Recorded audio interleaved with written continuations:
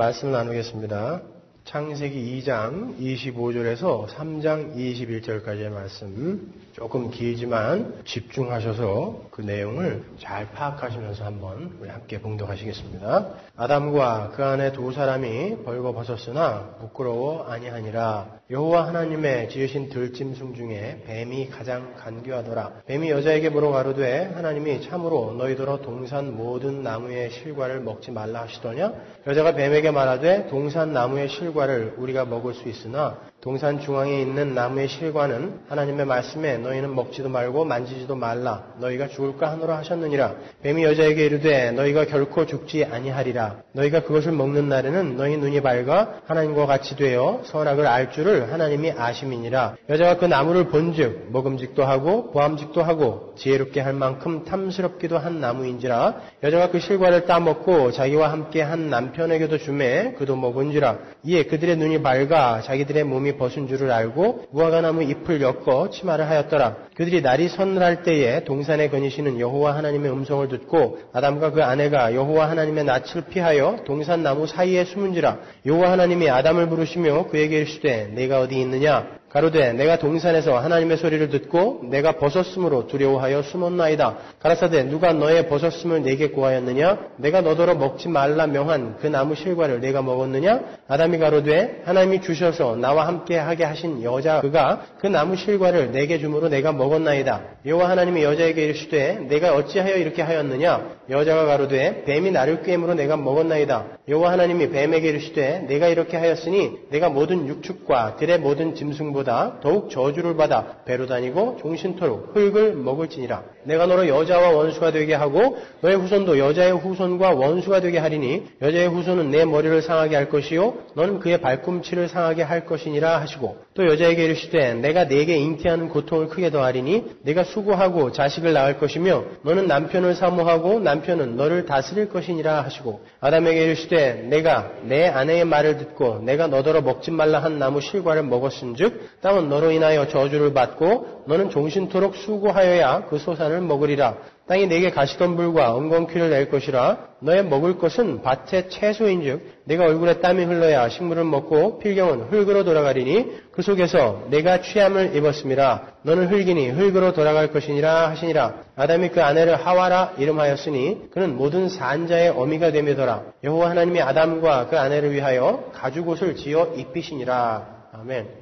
우리 지난 시간에 아담의 갈비뼈에서 비롯되는 하와의 창조에 관해서 공부를 했습니다. 아담에게서 나오게 되는 하와의 창조는 단순히 하나님께서 아담의 돕는 배필, 신부를 만들어주시는 사건이 아니라 예수 그리스도로 말미암게 될 예수 그리스도의 신부, 교회의 창조를 미리 그림으로 보여주고 있는 사건임을 확인했죠. 성경에서. 우리는 그 본문을 통해서도 에덴 동산의 선악과 나무와 생명나무의 상호 관계에서 도출이 되는 하나의 원리, 즉 십자가를 읽어낼 수 있었습니다. 오늘 본문은 그 십자가 사건이 조금 더 선명한 그림으로 설명이 되어지는 부분이라고 이해하시면 되겠어요. 똑같은 이야기입니다. 잘 들어보세요. 제가 오늘 본문을 2장 25절부터 잡은 이유는 이 인간의 타락의 이야기가 바로 하나님 앞에서 부끄러움이 없던 인간들이 어떻게 부끄러운 존재가 되었으며 하나님은 그 부끄러움을 어떻게 가려주시는가에 관한 복음의 이야기라는 것을 설명드리기 위함인 거예요. 그리고 원래 그렇게 읽어야 맞습니다. 성경은 원래 장절이 없었던 것이었기 때문에 그렇게 연결해서 읽어야 되는 거예요. 오늘은 본문 주해에 앞서서 하나님의 언약적 관점에서 이 창세기의 이야기가 어떻게 진행되어지고 확대되어지고 있는 것인지에 대해서 제가 설명을 해드리도록 하겠습니다. 그리고 다음 주에 오늘 본문의 내용을 한 절 한 절 주해해 드리도록 하겠습니다. 아마 간단하게나마 이 언약에 관한 교리를 다 들으시면 이 창세기뿐만 아니라 성경 전체의 이해가 아주 수월하실 거예요. 여러분 성경은 전체가 언약으로 구성되어 있다고 제가 말씀드렸죠. 그래서 성경을 구약, 신약이라고 부른다고 이야기하지 않았습니까? 성경은 전체가 약속이에요. 언약으로 풀어야 되는 것입니다. 제가 전에 하나님께서는 창세기 1장의 창조 기사에서부터 우리 하나님의 백성들에게 끊임없이 언약을 해드린다고 설명해드린 적이 있었죠. 어디에서 했죠? 저녁이 되며 아침이 되니 라는 어구를 설명해 드릴 때 그 속에 하나님의 언약이 들어가 있다라고 제가 말씀을 드렸어요. 하나님은 창세기의 첫째 날을 통해서 하나님은 반드시 어둠을 몰아내시고 빛만 있는 세상, 새하늘과 새 땅을 만들어내실 것임을 언약으로 담고 계신 것이고, 그래서 빛이 창조됐는데 어둠이 공존하게 그냥 놔두신 거라고 이야기했죠. 그래서 이것이 어떻게 어둠이 다 물러가고 빛만 남는 세상이 되는가를 내가 보여줄 거야 라는 언약을 하고 계시는 거라고 제가 말씀드렸어요. 그리고 둘째 날의 창조를 통해서 하늘과 땅을 가로막고 있는 궁창을 날려버리시고 하늘과 땅의 연합을 하나님은 반드시 이루어내실 것이다. 그 새하늘과 새 땅을 반드시 이루어내실 것이다라는 것을 하나님이 언약하시는 거라고 그랬고, 셋째 날의 창조를 통해서 하나님은 저주의 바다, 물을 다 몰아내고 문만 드러나게 되는 그 세상, 새하늘과 새 땅을 만들어내시고 마시겠다라는 언약을 그 속에 담고 있는 거라고 했어요. 그래서 실제로 계시록에 가면은 밤이 없겠고 바다가 다시 있지 않더라라는 내용이 나오는 거란 말입니다. 우리가 나중에 이제 결론으로 찾아보겠지만, 그리고 지난 시간에 공부한 것처럼 하나님은 이제 실제적으로 말로 아담과 언약을 맺으세요. 무슨 언약을 맺으십니까? 동산 중앙에 있는 선악과는 먹지 말아라 라는 언약을 하시죠. 먹으면 죽을 거야 라고 이야기하신다고요. 안 먹으면 산다입니다. 그게 언약이죠. 그것이 언약이라는 증거는 성경이 증거해주고 있어요. 호세아서 6장 7절. 저희는 아담처럼 언약을 어기고 거기서 내게 패역을 행하였느니라. 아담에게 주어진 명령이 바로 언약이었다는 것을 호세아서가 이야기해주고 있죠. 신학자들은 이렇게 어떤 것을 하라, 하지 말아라 라는 행위를 전제로 한 언약을 행위 언약이라고 불러요. 이 정도는 여러분이 알아두실 필요가 있어요. 그리고 그러한 인간의 행위와 관계없이 하나님께서 일방적으로 언약을 하시고 그 언약을 성취해 가시는 것, 그것을 은혜 언약이다 라고 이렇게 불러요. 어제 우리 집사 장로 후보 성경 공부에서 우리 지집사님께서 거기에 대해서 아주 정확하게 이해를 하시는 것을 제가 보고 굉장히 기뻤습니다. 우리 지집사님은 처음 우리 교회 왔을 때 완전히 날로 오셨었는데 처음 여기서 신앙생활 한 거랑 마찬가지죠? 세상에 3년 동안 새벽 예배 한 번도 안 빠지고 매일 오고 예배 시간에 그렇게 열심히 공부하시더니 드디어 저를 이렇게 기쁘게 해주셨어요. 여러분들도 하여튼 열심히 공부하세요. 그럼 제가 새벽 기도 때 40분에서 50분 정도 설교를 하는데요. 그냥 새벽 기도라고 해가지고 두리뭉실하게 이렇게 넘어가지 않습니다, 여러분. 그렇게 3년을 꼬박 들은 사람하고 일주일에 한 번 가끔 나와주는 사람하고 같을 수가 있겠습니까? 새벽 기도 때 꼬박 나온 사람은 히브리서, 로마서, 사도행전, 요한복음 다 했어요. 그런데 모든 인간은 티끌이기 때문에 하나님의 은혜가 없이 행위 언약 속에 들어있는 하나님의 요구를 충족시킬 수가 없는 존재예요. 인간은 하나님의 형상대로 하나님보다 조금 못하게 지어지긴 했지만 그게 성경의 증거잖아요. 그렇게 지어졌지만 우리는 하나님이 아니란 말입니다. 우리는 피조물이란 말입니다. 하나님은 신이시고 우리는 피조물이기 때문에 우리가 아무리 탁월하게 창조가 되었다고 할지라도 우리는 신이신 하나님의 요구를 다 충족시켜 드릴 수가 없어요. 따라서 행위 언약이라는 것은 너는 나의 은혜를 떠나서는 죽을 수밖에 없는 티끌이다라는 것을 폭로시키기 위해 주어진 것이라는 거예요. 아브라함 카이퍼가 그렇게 정의를 했는데 제가 보기엔 그게 정확한 정의인 것 같아요. 그러니까 선악과를 먹지 말아라. 그러면 살리라 라는 하나님의 언약은 창조주이신 하나님 앞에서 피조물에 불과한 나약한 인간 존재를 폭로하는 수단이었지 하나님의 은혜를 입지 않은 인간이 지켜낼 수 있는 언약이 아니었다라는 거예요. 따라서 하나님의 행위 언약 속에서 모든 인간은 바람에 날리는 티끌처럼 언제든지 죽음으로 던져져야 할 그런 나약하고 불가능한 존재라는 것이 이렇게 폭로되는 것입니다. 그게 바로 선악과의 역할이었단 말이에요. 그러면 금방 이런 질문이 들죠? 그럼 선악과를 따먹지 않은 상태의 그 인간도 은혜 밖의 사람이었는가? 그랬으니까 따먹었을 거 아닙니까? 우리는 선악과를 따먹은 이후에 우리 인간이 타락했고 우리 인간이 죄를 지었다라고 이야기를 하는데 근데 아담과 하와가 하나님의 은혜 속에 푹 젖어 있었다면 왜 그걸 따먹겠다라는 욕구를 갖게 되었냔 말이에요. 물론 아담과 하와가 하나님의 은혜 속에 있었어요. 그러나 그들에게 주어진 은혜는 한시적인 거였습니다. 그들에게 무엇가 주어졌었죠? 생기.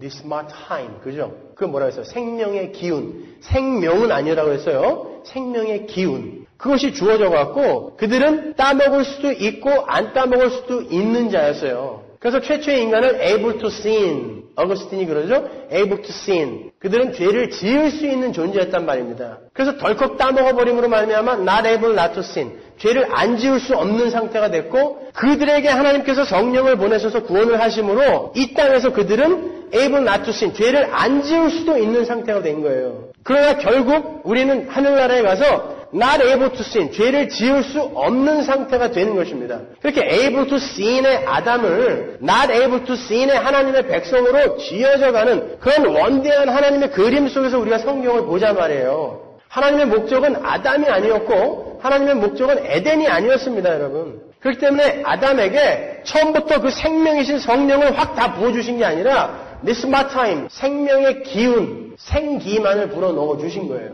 그래서 거기서 출발해서 아담이 그것을 따먹게 함으로 말미암아 그리고 그에게 주어지는 저주의 삶으로 말미암아 하나님의 은혜를 떠나 하나님의 계명을 어긴 자에게 주어지는 삶은 이렇게 고통스러운 것이구나라는 것을 하나님께서 경험하게 만드시는 것입니다, 여러분.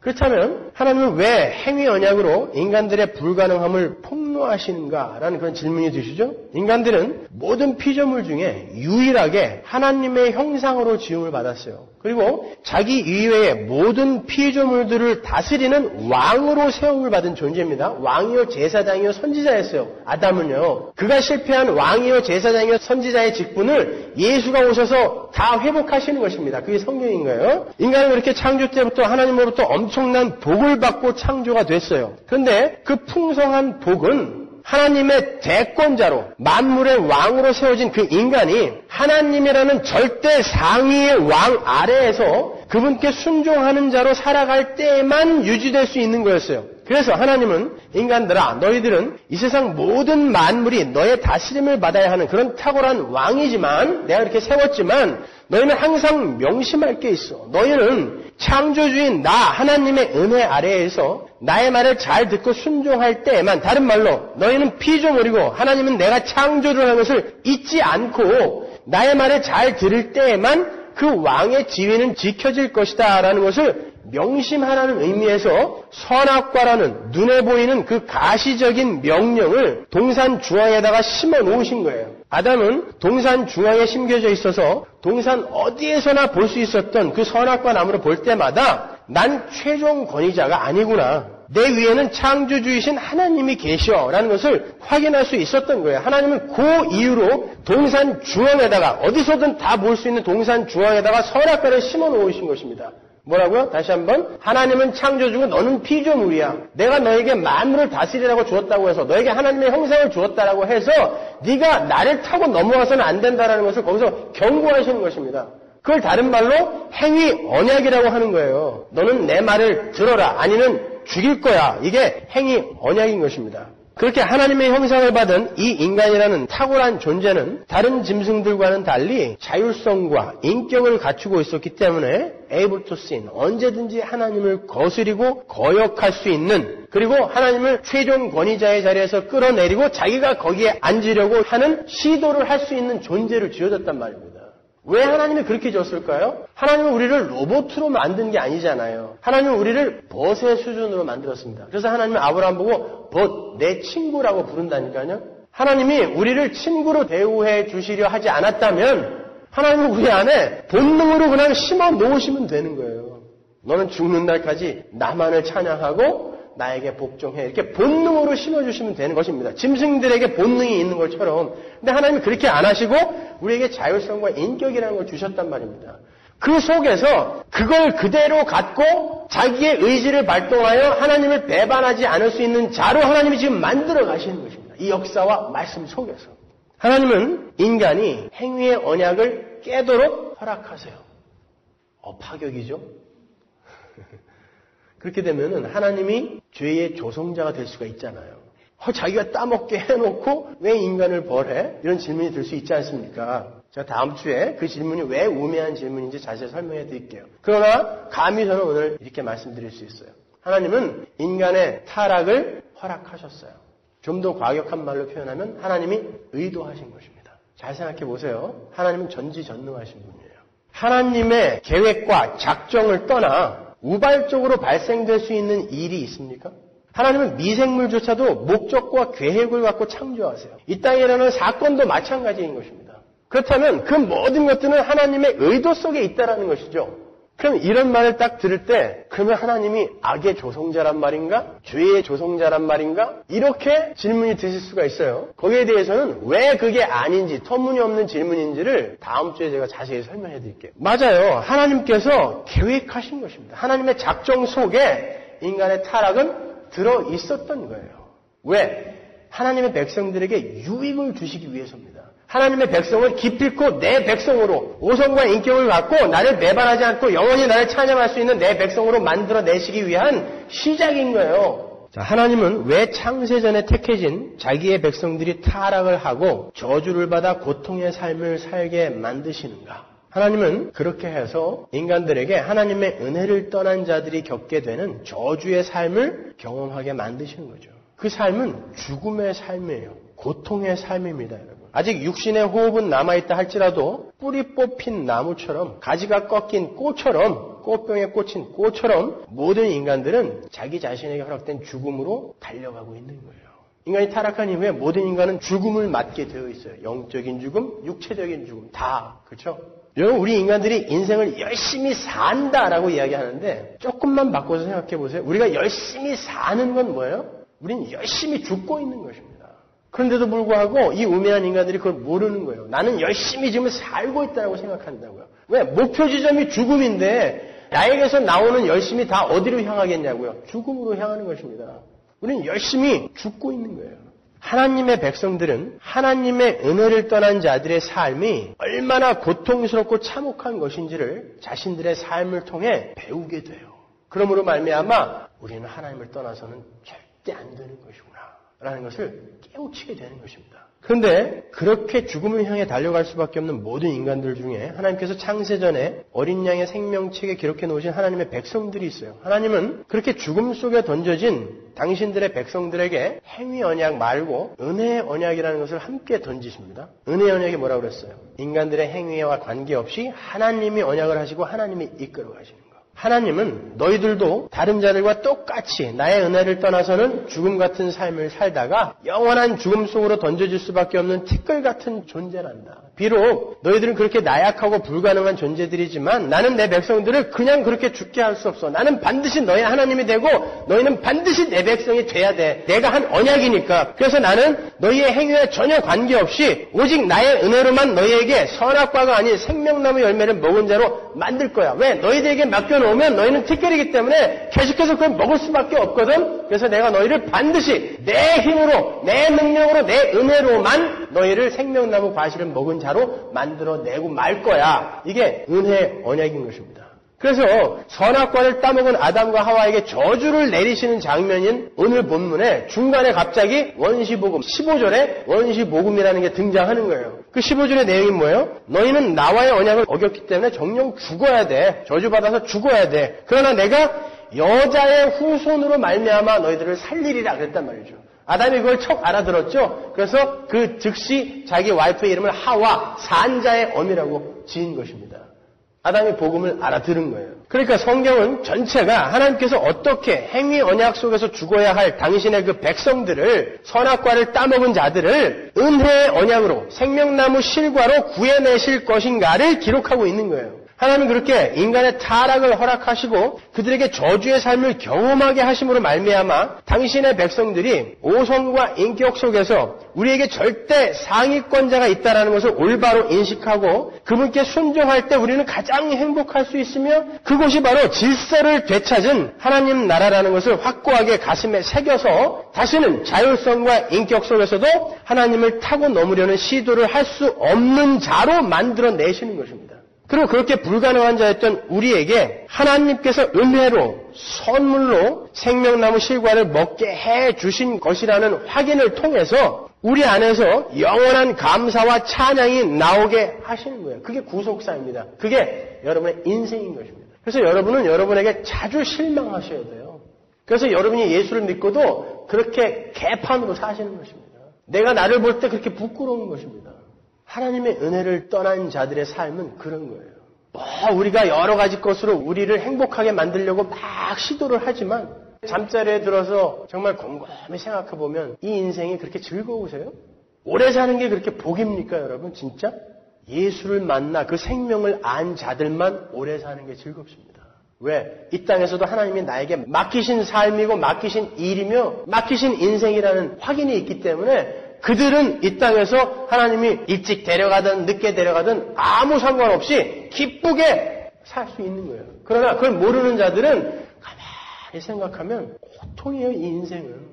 이순신 장군이 난중일기에다가 쓴 시 있죠. 산삼섬 달 밝은 밤에 수루에 홀로 앉아 큰 칼 옆에 차고 깊은 실험하던 차에 어디서 일성호가가 나의 애를 끝나니 그러죠.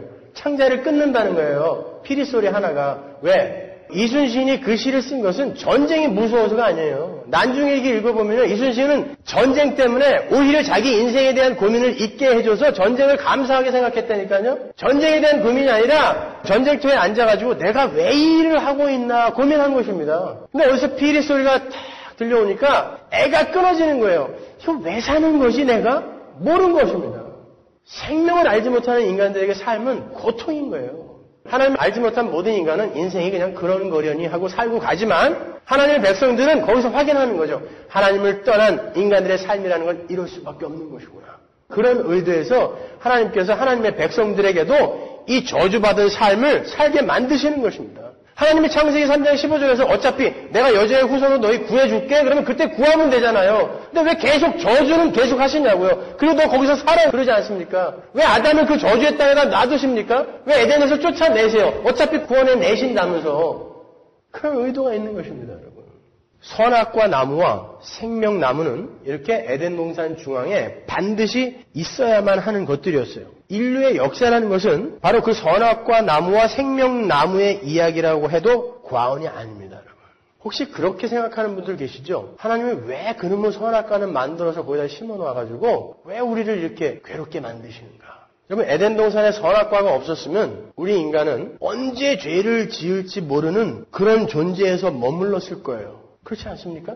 하나님은 우리에게 이걸 요구하시는 거예요. 화끈하게 선악과 따먹고 너희들이 어떤 존재인지 깨달으라는 것입니다. 그리고 내가 그런 존재를 어떻게 하나님의 자녀로 하나님의 백성으로 만들어내는지를 한번 보려는 거예요. 그리고 그 은혜를 절감하면서 나에게 영원히 항복하라. 그리고 그렇게 항복하게 된 사람들이 모여 사는 곳이 바로 천국인 것입니다, 여러분.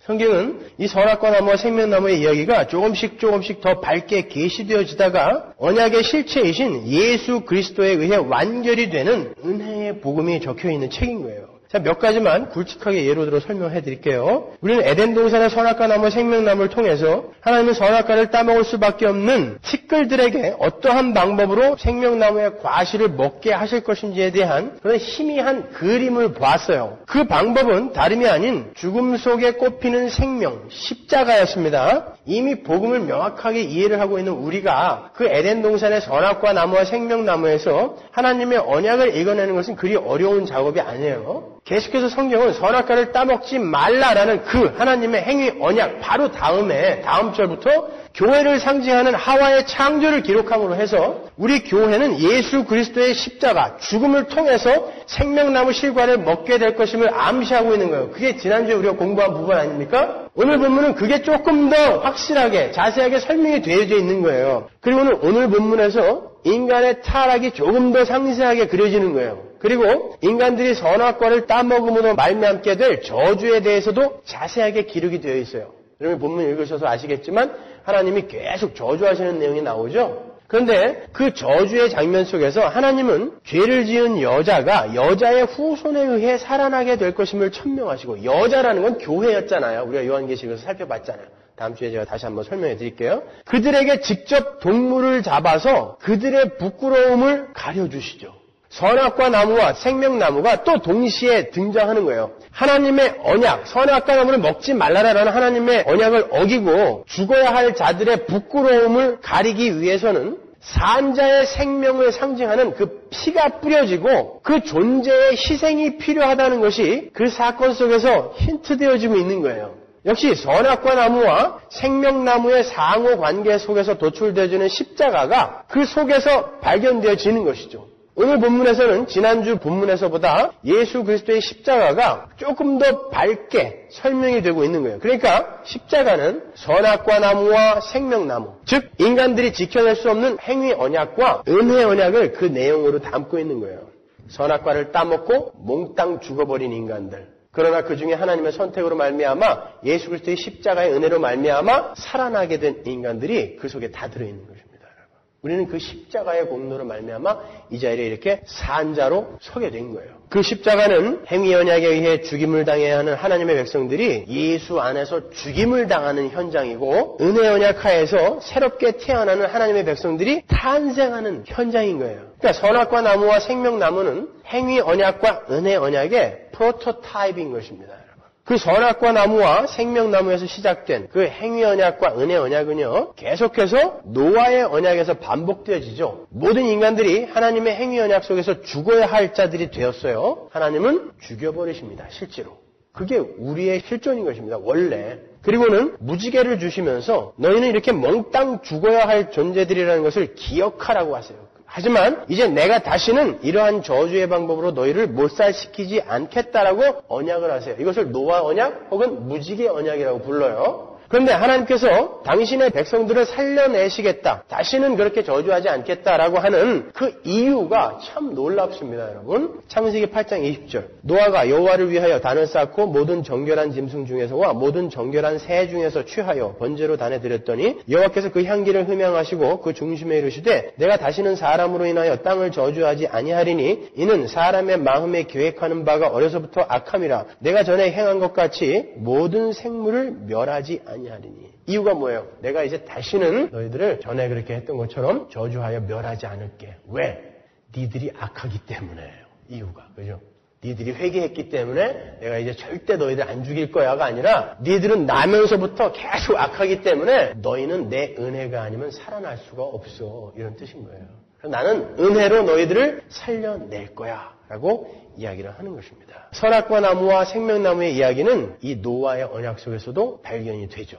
성경이 예수 그리스도의 그 십자가를 에덴 동산에서부터 선악과 나무와 생명나무에서부터 어떻게 점진적으로 발전시켜가고 있는지를 잘 보시란 말이에요. 그 노아의 언약은 창세기 17장의 할례 언약으로 이어지죠. 물론 그 안에 있는 내용들도 전부 이걸로 풀 수 있어요. 그러나 큼직큼직한 것만 제가 설명해 드리는 거예요. 창세기 17장 7절 보세요. 내가 내 언약을 나와 너와 내 대대 후손의 사이에 세워서 영원한 언약을 삼고 너와 내 후손의 하나님이 되리라. 내가 너와 내 후손에게 너의 우거하는 이 땅 곧 가나안 일경으로 주어 영원한 기업이 되게 하고 나는 그들의 하나님이 되리라. 하나님이 또 아브라함에게 이르시되 그런즉 너는 내 언약을 지키고 내 후손도 대대로 지키라. 너희 중 남자는 다 할례를 받으라. 이것이 나와 너희와 너희 후손 사이에 지킬 내 언약이니라. 너희는 양피를 베어라. 이것이 나와 너희 사이의 언약의 표징이니라. 이 장면이 어떤 장면인지 아시죠? 아브라함이 하나님과의 언약을 어기고 하갈에게서 이스마엘을 낳자 하나님께서 13년 동안 안 나타나세요. 하나님 한 분 보고 쫓아나왔는데 그분이 안 나타나시는 거예요. 하나님은 아브라함이 99세 때 다시 나타나세요. 이 장면에서 아브라함은 선악과를 따먹은 자로 등장하는 거예요. 하나님께서 아브라함이 99세가 되던 해에 나타나셔서 아브라함을 꾸짖으시는데 뭐라고 꾸짖으시냐면 나는 전능한 하나님이다. 너는 내 앞에서 완전하라 그래요. 행위 언약이죠. 마치 선악과를 따먹지 말아라. 따먹는 날에는 정령 죽으리라 라는 하나님의 음성이 반복되고 있다는 생각이 안 드세요? 하나님 그렇게 하나님의 언약을 재확인하시고는 아브라함의 범죄함에 관계없이 일방적으로 그와 그 후손에게 복을 주시겠다라고 언약을 하세요. 너희는 네가 내 말 안 듣는 바람에 내가 13년 동안에 삐졌던 거야. 이런 말도 안 하시고 나는 너의 하나님이니까 너는 내 앞에서 완전해야 돼. 이야기하시고는 금방 복을 주세요. 아브라함과 그 후손에게. 그러니까 아브라함이 한 행위와는 아무 관계없이 네가 한 행위로는 너는 100번 죽어도 마땅하지만 네가 한 행위와는 아무 상관없이 나는 은혜로 너와 너 후손, 교회를 건져내고 말 거야. 라고 하나님이 말씀하시는 거예요. 선악과 나무와 생명나무가 또 들어있는 거죠. 그죠? 그 일을 어떻게 이루세요? 십자가. 그러니까 성경은 전체가 다 십자가인 것입니다. 그리고는 할례를 명하시는데 할례라는 것은 하나님의 백성들에게만 주어지는 거죠. 표징으로. 그죠? 언약의 표징으로. 난지 8개월 된 남자의 고추 끝을 자르는 거예요. 히브리 사람들의 사고에서 생식기는 곧 생명을 상징하는 거예요. 그래서 아담과 하와가 타락하자마자 생식기를 가린 것입니다. 무화과나무 잎사귀로 어딜 가렸을 것 같으세요? 발? 손? 뒤통수? 나중에 하나님이 치마를 입혔다는 거 보면 알잖아요. 왜 그런지 아세요? 생명 전체가 타락했다는 걸 보여주는 것입니다. 따라서 할례를 행하라는 말은 하나님의 백성은 인간의 육체를 따라 나는 것이 아니라 생식기를 잘라버린 거니까, 다른 말로 인간의 행위한 노력으로 말미암는 것이 아니라 오직 하나님이 하나님의 방법으로 택하시고 건져내심에 의해 이루어진다는 것을 상징하는 거예요. 이런 거죠. 너희가 만일 너희의 힘과 노력으로 나의 행위의 언약을 지켜내려 한다면 너희는 모두 죽을 수밖에 없는 존재다. 그래서 네가 내 언약을 어길 수밖에 없었던 거야 라고 이야기하는 거예요. 그러나 나는 나의 아들을 제물로, 쪼개므로, 이 쪼개다와 할례라는 말이 정확히 같은 단어란 말이에요. 제물로 쪼개므로 말미암아 너희의 행위와 관계없이 나의 방법인 은혜로 너희를 살려낼 것이다. 이것이 바로 할례 언약인 거예요. 우리는 출애굽기에서도 선악과 나무와 생명나무, 행위 언약과 은혜의 언약의 그 상호관계가 만들어내는 십자가를 발견할 수 있어요. 하나님은 죽어야 할 세상을 상징하던 애굽에서 하나님께서 구별하여 선택하신 하나님의 백성들을 탈출시키셔서 약속의 땅인 가나안에 들어가게 만드시죠. 어떻게 이스라엘이 애굽에서 나오게 됩니까? 유월절. 그죠? 유월절 어린 양의 피를 문설주에 바르는 것으로 살아나는 거예요. 차라리 이렇게 이야기하면 더 이해가 쉬웠을 것 같아요. 너는 오늘부터 100일 동안 하루에 20가지씩 착한 일을 해라. 그럼 내가 나중에 와서 점수 매겨갖고 합격하면 살려줄게. 근데 그게 아니라 어린 양을 죽여서 그걸 문설주에 바르면 살려줄게 라고 이야기한단 말입니다. 그걸 은혜라고 하는 거예요. 하나님은 애굽의 모든 장자들을 죽이시겠다고 모세에게 이야기하세요. 그러나 어린 양의 피를 문설주에 바른 집의 장자는 모두 살려주시겠다라고 하세요. 장자라는 개념은 남자를 대표하는 거고 남자는 항상 가족을 대표하는 거였어요. 그러니까 한 가정의 장자를 죽이신다는 것은 그 가족 모두를 죽이는 것과 같은 의미를 담고 있는 거였어요. 하나님은 애굽의 장자를 죽이심으로 해서 세상을 상징하는 애굽의 백성 모두를 죽여버린 것입니다. 그런데 오직 이스라엘만 단지 택함을 받았다는 이유만으로 살아나요. 이스라엘이 살아난 이유는 이스라엘이 애굽 사람들보다 착하고 잘나서가 아니에요. 뭘 더 열심히 해서가 아닙니다. 오직 한 가지 이유는 하나님이 그들을 택하셨다라는 그 이유예요.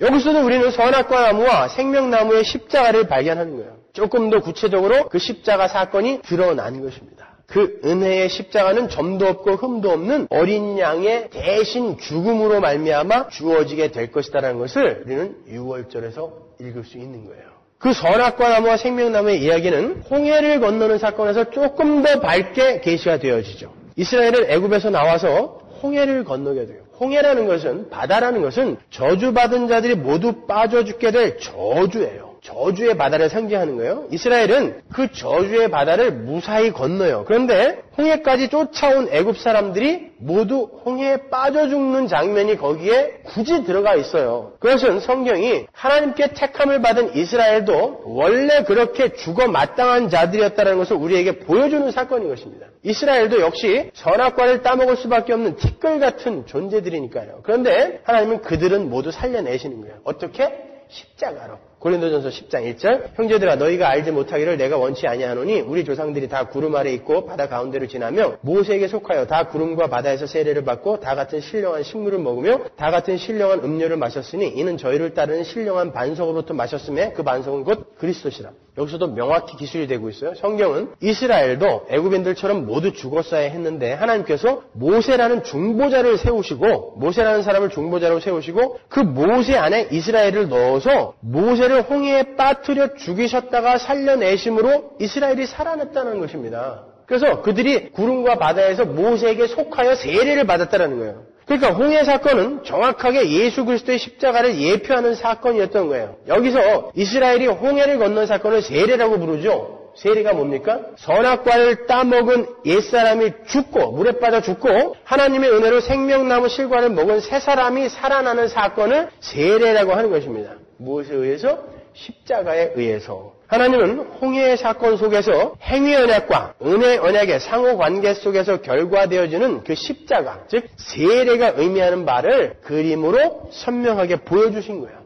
점점 더 확실하게 되어지고 있어요. 하나님은 그렇게 건져내신 이스라엘에게 광야에서 구체적인 행위 언약을 주십니다. 마치 에덴 동산에서 아담에게 너 선악과 따먹으면 죽인다라고 말씀하신 그 명령이 또 한 번 더 강하게 구체적으로 반복되어지는 것 같이 보여요. 하나님은 이제 아담이라는 개인이 아닌 민족의 단위로 은혜 언약을 설명하시는 거예요. 그 선악과 나무와 생명나무의 이야기가 어떻게 점진적으로 흐르는지 이해가 가시죠? 아담이라는 개인에서 노아의 식구로, 노아의 식구에서 아브라함의 부족으로, 아브라함의 부족에서 출애굽한 하나의 민족으로, 하나의 민족에서 다윗 왕국, 한 나라로 이렇게 점차적으로 확대되어 설명되어지는 것입니다. 아담이 선악과를 따먹은 사건, 그리고 선악과와 생명나무의 이야기는 바로 하나님 나라에 관한 이야기였다는 거예요. 하나님의 백성과 하나님의 나라에 관한 이야기였다는 것을 지금 이렇게 아주 어린 수준에서부터 이렇게 그림으로 보여주시는 것입니다.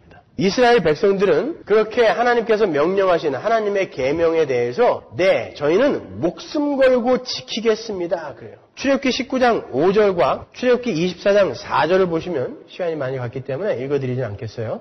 우리들이 목숨 걸고 지킬게요 그런다니까요. 피까지 뿌리면서 목숨 걸고 지킬게요 그래요. 그러나 이스라엘은 그 언약을 못 지켰어요. 그래서 히브리서에서 뭐라고 이야기하냐면 히브리서 3장 17절 보세요. 또 하나님이 40년 동안에 누구에게 노하셨느냐? 범죄하여 그 시체가 광야에 엎드러진 자에게가 아니냐? 또 하나님이 누구에게 맹세하사 그의 안식에 들어오지 못하리라 하셨느냐? 곧 순종치 아니하던 자에게가 아니냐? 이러보건대 저희가 믿지 아니함으로 능히 들어가지 못한 것이라. 순종 안 했죠? 피 뿌리면서까지 나는 선악과 안 따먹을 거예요 라고 한 이스라엘 사람들이 낼름낼름 다 따먹고 몽탕 죽은 것입니다. 이제 선악과를 따먹은 에덴 동산의 아담이 이스라엘이라는 민족으로 설명되어지고 있는 거예요. 그러니까 에덴 동산의 아담은 이스라엘을 품고 있었던 것이고 이스라엘은 하나님의 백성들인 성도들을 내용으로 담고 있었던 거예요. 하나님은 그럼에도 불구하고 그분의 언약대로 이스라엘을 가나안에 집어넣으세요. 그들은 비록 범죄하여서 죽어야 할 자들이었지만 하나님께서는 그분의 은혜로 택한 자들에게 생명나무 실과를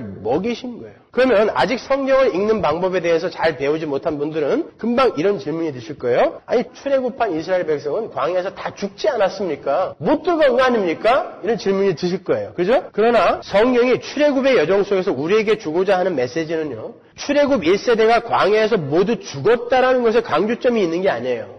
이스라엘의 출애굽 여정은 선악과를 따먹은 자들은 모두 다 죽어야 함에도 불구하고 그 1세대예요. 1세대에서 보여주는 거예요. 그거를. 다 죽어야 되는 자라는 것이죠. 하나님은 그들을 당신의 은혜로 새 사람으로 만드셔서 그게 2세대에서 보여주는 메시지인 것입니다. 반드시 약속의 땅에 넣고야 마시겠다라는 그 행위 언약과 은혜의 언약을 그 광야에서 또 보여주시는 거예요. 그래서 광야에서 죽은 자들의 숫자와 가나안에 들어간 자들의 숫자를 정확히 60만으로 이렇게 맞춰 놓으신 것입니다. 그러니까 여러분은 그 광야에서 죽은 자들은 전부 지옥 갔겠네요. 이런 거 물어보지 마세요. 모세는 광야에서 죽었지만 천국 갔지 않습니까?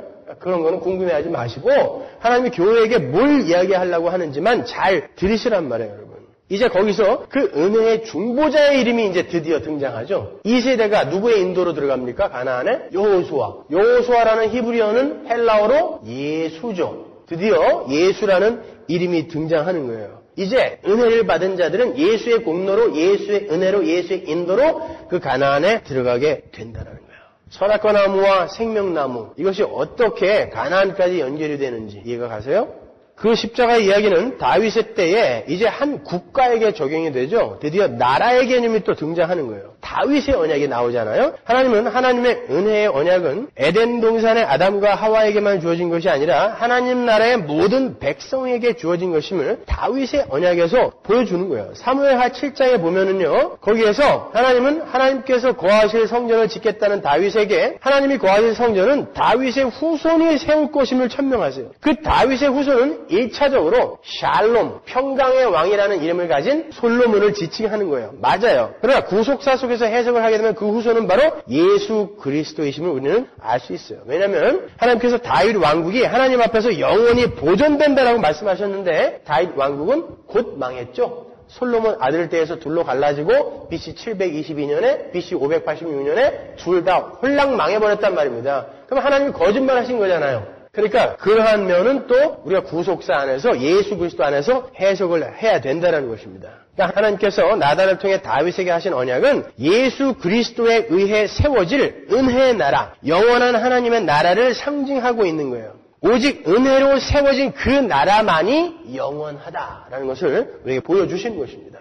왜? 너희들이 세운 나라는 다윗 왕국이 얼마나 찬란했습니까? 곧 멸망한다를 역사로 보여주시고 하나님의 약속 속에서 그런 나라 말고 너희들은 영원한 나라, 은혜로 세워질 그 영원한 나라를 소망해야 돼. 이렇게 선악과 나무와 생명나무를 거기서 또 보여주시는 거란 말입니다.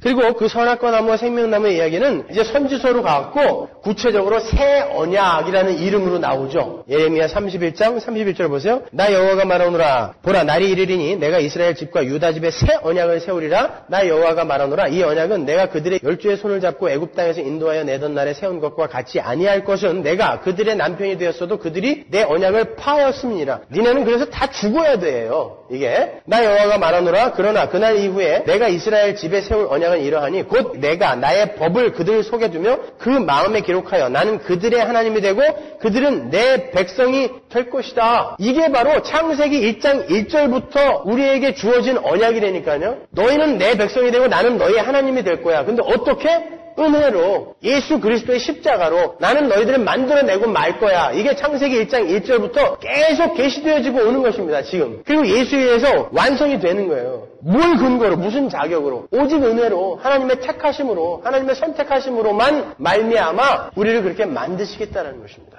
에스겔서 36장에 보면은 우리에게 아예 새 마음을 심어 줘버리겠대요. 왜? 너희들이 갖고 있는 그 마음 속에는 내 말을 순종할 수 있는 그런 능력이 없다는 것이죠. 그래서 하나님은 완전히 뒤집어 엎어버리시고 새 마음을 그 안에 넣어서 이제 선악과를 안 따먹을 수 있는 자, 하나님의 계명을 지킬 수 있는 자, 티끌이 아닌 이제 생명, 성령이 들어가서 생명이 되어버린 그런 자로 만들어내시겠다는 거예요. 그걸 어떻게 했다고요? 니들의 공로가 아니라, 니들이 잘나서가 아니라, 노력을 해서가 아니라 내가 은혜로 했으니까 내 말을 들어라고 이야기하시는 거예요. 그 성경 전체에 내는 거예요. 내 말을 좀 들어. 니들이 왜 왕이 돼서 자꾸 살려고 그래? 니들이 왜 선악과를 따먹고 만들어낸 선악의 관점에서 너희들의 삶을 다 망치려고 그래? 니들은 그거 몰라도 된다니까? 내가 선하다고 하는 걸 그냥 선하다고 하고 내가 악하다고 하는 걸 악하다라고 인정해. 그럼 편한 거야. 이걸 역사 속에서 우리에게 보여주시는 거예요. 말씀 속에서 그걸 인정하라고 하시는 것입니다.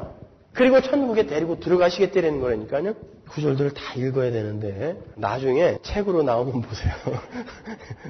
자, 그리고는 드디어 말라기에서 그렇게 자기들이 하나님을 제치고 왕위에 올라가서 노력하고 열심을 부린 자들의 결론이 어떠한지를 보여주죠. 결론이 뭐예요? 누가 이 성전문 좀 닫아다오. 도저히 더 이상 못 보겠다. 누가 이 성전문 좀 닫아다오예요. 니네가 한 거는 다 꽝이야. 누가 이제 이 성전문 좀 닫아다오. 자, 이제 막 내리자 그러는 거예요. 니들이 하는 건 이제 막 내리고 내가 하는 방법을 한번 볼래? 그렇게 해서 구약을 닫고 이제 실체가 오는 거죠. 예수가 신약에서 마태복음에서 오는 것입니다. 그 문제를 해결하기 위해서. 우리는 주님께서 십자가에서 벌거벗겨져서 죽으심으로 벌거벗은 것이 부끄러워서 하나님으로부터 숨었던 그 아담의 부끄러움이 가려지게 된 거예요. 주님께서 나의 하나님 어찌하여 나를 버리셨나이까 라고 말씀하실 정도로 하나님께 버려짐으로 말미암아 선악과를 따먹고 버려져야 마땅한 우리들이 하나님의 품으로 다시 안길 수 있게 된 것입니다. 그 은혜를 깨달은 자들이 어떻게 막 살 수 있겠습니까? 자, 이 오늘 설교의 내용이 요한계시록에서 어떻게 결론되어지는지 한번 보세요. 계시록 22장 1절. 또 저가 수정같이 맑은 생명수의 강을 내게 보이니 하나님과 및 어린 양의 보좌로부터 나서 길 가운데로 흐르더라. 강 좌우에 생명나무가 있어 12가지 실과를 맺히되 달마다 그 실과를 맺히고 그 나무 잎사귀들은 만국을 소성하기 위하여 있더라. 다시 저주가 없으며 하나님과 그 어린 양의 보좌가 그 가운데 있으리니 그의 종들이 그를 섬기며 그의 얼굴을 볼 터이요 그의 이름도 저희 이마에 있으리라. 다시 밤이 없겠고 등불과 햇빛이 쓸데없으니 이는 주 하나님이 저희에게 비추심이라 저희가 세세토록 왕노릇 하리로다. 보세요. 에덴 동산의 선악과 나무, 생명나무, 강, 그리고 창세기 1장의 그 창조 기사, 그것들이 그대로 이쪽으로 옮겨져서 완성이 되고 있잖아요. 그러니까 그게 하나님의 언약이었다는 것이 여기에서 증명이 되는 거죠. 그죠? 근데 여기서 특이할 만한 게 뭐예요? 밤도 없고 어둠도 없고 바다도 없고 이건 뭐 다 아는 건데 선악과 나무가 없어요. 생명나무만 있어요. 여기는. 그죠? 그건 무슨 말이에요? Probation is over. 시험은 이제 끝났다는 것입니다. 어떻게 끝났어요? 우리가 이겼기 때문에 천만에. 예수님이 그 시험을 이기시고 우리에게 전가해 주셨기 때문에 이제 선악과가 필요 없어진 거예요. Probation is over. 그게 성경입니다, 여러분. 그게 복음인 것입니다. 하나님이 이렇게 너희는 내 은혜 안에서만 존재할 수 있는 거야. 행복하게 존재할 수 있는 거야. 라는 것을 역사와 하나님의 말씀을 통해 우리의 인생을 통해 계속해서 경험하게 해 주신 거예요. 그렇다면 그러한 은혜 속에서 구원을 얻은 우리의 삶이 어떠해야 되겠습니까? 여전히 하나님의 말씀을 어기고 선악과를 따먹은 자처럼 살아야 되겠습니까? 이제 생명나무 열매를 먹은 자로서 적어도 나를 향한 그 하나님의 뜻과 계명을 지키는 자로 살아야 되지 않겠습니까? 선악과를 먹지 말아라 라고 상징이 된 하나님의 계명, 그 계명의 내용을 주님이 뭐라고 이야기해 주셨어요? 나의 계명은 하나님을 목숨 걸고 사랑하고 네 이웃을 네 몸처럼 사랑하라예요. 그게 선악과를 따먹지 말아라였다니까요. 우리는 이제 예수로 말미암아 그거 안 따먹고 생명나무 실과를 먹은 자가 됐어요. 그러면 이제 그렇게 살도록 노력을 해야죠. 분투를 해야 되는 거 아닙니까? 나는 깨끗이 씻었으니까 제가 주일날 아침마다 우리 세 아들을 아주 그냥 떼수건으로 빡빡 때를 다 밀어줘요. 유일하게 아침에 저와 함께 샤워할 수 있는 날이 주일날 아침이니까 발가락 3까지 그렇게 깨끗이 닦여갖고 젤 발라서 머리 드라이까지 쫙 해주면 그렇게 보기 좋을 수가 없어요. 근데 애들이 워낙 극성 맞아갖고 30분만 지나면 또 머리가 막 산발이야. 그 모습을 보면서 제가 우리의 모습을 봅니다. 하나님께서 깨끗이 닦아서 야, 내 아들 참 보기 좋다. 우리 딸 참 이쁘다 라고 해놨는데 금방 나가갖고 시궁창에서 막 뒹굴러가지고 그 아버지의 마음을 상하게 하는 그 우리 아닙니까 여러분? 자꾸 미리 겁먹고 그 삶은 너무 힘들어서 못 살겠어 이러지 마세요. 살아보면 그 삶이 얼마나 우리를 편안하게 해주고 평안하게 해주고 행복하게 해주고 기쁘게 해주는지를 아시게 될 겁니다. 우리가 깨끗이 닦았을 때 얼마나 기분 좋아요. 저는 한국에 가면 항상 그 공중목욕탕에 가갖고 때를 듬뿍 불린 다음에 때밀이 아저씨에게 때를 밀어요. 곧 알더구만요. 당신 미국에서 왔죠. 때가 국수같이 나오는 사람들은 전부 미국에서 온 거래요. 그래도 부끄러움을 무릅쓰고 늘 거기에 갖다 맡기는 것은 개운하거든요. 그래서 욕자 필탄관이란 말이 있죠. 모욕한 사람은 깨끗한 모자인데도 늘 이렇게 한번 털어서 쓰게 된다니까요. 만족스러우니까요. 더럽히고 싶지 않으니까. 여러분 하나님께서 우리를 깨끗이 만들어주신 그 상태를 우리가 죄를 지음으로 말미암아 흐트러뜨리지 않고 잘 유지하려고 하는 삶을 살다 보면요. 그러한 만족감과는 비교할 수도 없는 그러한 행복 속에 우리가 들어갈 수 있는 것입니다. 우리는 문득문득 경험한다니까요. 근데 자꾸 잊어버려요. 우리의 대적이 있기 때문에 우리가 어떤 선한 일을 하고 또 죄를 죽이고 집착하고 중독되어 있던 것들을 자꾸 끊어내고 하는 그 삶 속에서 느끼는 기쁨들을 우리의 대적 마귀가 자꾸 잊어버리게 만들고 그거보다 더 나은 재미를 자꾸 주니까 우리가 계속해서 우리를 그 더러운 똥덩이에서 굴리고 있는 것입니다. 돈, 명예, 재물 얼마나 달콤합니까? 그런 것들로 마귀가 우리를 자꾸 미혹한다니까요. 그럼 어떻게 교회에 와서도 목사가 안수하고 또 예수를 잘 믿으면 그런 게 주어진대, 복으로. 여러분 경험상 안 주어지는 거 아시지 않습니까? 그럼에도 불구하고 마치 로또를 기대하는 마음으로 그리로 간다니까요. 여러분 우리는 이 땅에서 하나님의 은혜 깨닫고 가는 거예요. 나는 당신 없이는 도저히 존재할 수 없는 티끌입니다. 깨닫고 그분 바지끄랭이 딱 붙들고 안 놓는 것입니다. 그 상태가 되어서 그냥 하나님께 꽉 붙어서 눈 감고 쫓아가는 거예요. 끌려가는 것입니다. 그래서 우리가 함께 노력하자는 거예요. 우리가 진짜 이 은혜의 복음을 알았다면 어찌 우리가 아무런 부담감 없이 그렇게 또다시 죄 속에서 뒹굴 수 있겠습니까? 그러니까 이 시대가 이 모양인 건 복음이 제대로 전해지지 않은 것이지 사람들이 교육을 못 받아서가 아닌 것입니다. 뭐 버지니아 텍에서 누가 무슨 사고를 저질렀다. 여러분 우리가 그 자리에 언제든지 갈 수 있는 존재입니다. 그 사람을 나쁜 사람이라고 여러분이 그냥 확 몰아버리시면 안 되는 거예요. 내가 그 지경이 되고 그 상황이 되면 내가 그 자리에 갈 수 있는 것입니다. 그게 하나님의 은혜를 떠난 자들의 본래의 모습인 거예요. 그러나 이 은혜의 복음 속에서 우리가 정말 그 충만한 은혜 속에 젖어 있다면 어떻게 우리가 그렇게 막 살 수가 있어요? 우리 하나님이 지금 나를 깨끗이 씻겨서 나를 업고 가나안으로 가고 계시다는데 그 등 위에서 우리가 이런 짓을 할 수가 있냐 말입니다. 에덴 동산의 이야기에서 지금 우리의 삶까지 왔어요. 성경이 뭘 이야기하는지 아시겠죠? 어렵지 않습니다. 너희는 그렇게 해서 구원된 거니까 이제 구원받은 자답게 그 신분에 맞게 살아. 한 주간 동안 열심히 분투하며 그 삶 한번 살아보시기 바랍니다. 기도하겠습니다.